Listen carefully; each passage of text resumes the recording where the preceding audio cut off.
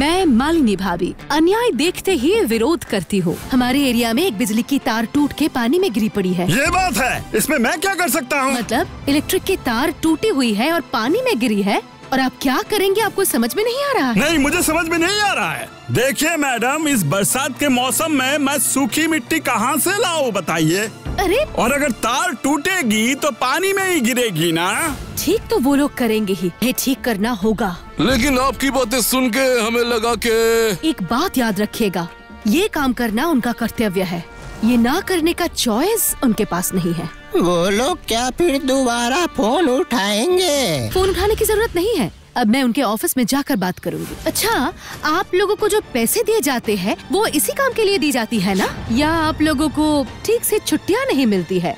या फिर ड्यूटी में ज्वाइन करने से पहले ड्यूटी के बारे में बताया नहीं गया था? देखिए मैडम, अब आप अपनी सीमा लांघ रही हैं। अभी तक मैंने अपनी सीमा लांघी नहीं है। इसके बाद तो न्यूज़पेपर में खबर छपेगी कि आप लोगों की गैर जिम्मेदारी की वजह से रास्ते का एक कुत्ता मारा गया। सीधी बात सीधी तरह से कहना मुझे पसंद है। वो प्रधान जी तो मुझे पनौती कह रहे हैं। तुम्हारा और रजत का रिश्ता 5 साल पुराना है, लेकिन इससे पहले तो कभी ऐसा नहीं हुआ। इन सब की शुरुआत हुई उसके गांव में। अगर तुम पनौती होती तो पहले ही ये सब होता।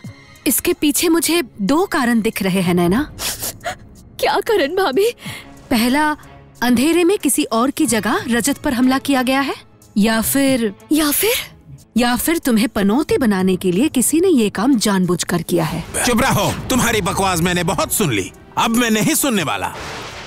तुम अगर अपने बेटे की शादी किसी डायन से भी कराओगे तो भी मैं कुछ नहीं कहूँगा, लेकिन उस लड़की को मैं इस गांव में रहने नहीं दूंगा। एक लड़की जो सबको इस मुसीबत से बचाना चाहती है, आप लोग उसे ही इस गांव से निकालना चाहते हैं। इसके अलावा और किसकी वजह से हो रहा है? इससे पहले तो ऐसा कभी कुछ नहीं हुआ। बिल्कुल, पहले नहीं होती थी, जब तक सबको ये नहीं पता चल गया कि नैना पढ़ी लिखी है, लेकिन जरूरत पड़ने पर उंगली टेढ़ी करना भी जानती हूँ। I am Priya Mehta, the casting director of the Green Chilies Entertainment, the famous production house of Mumbai।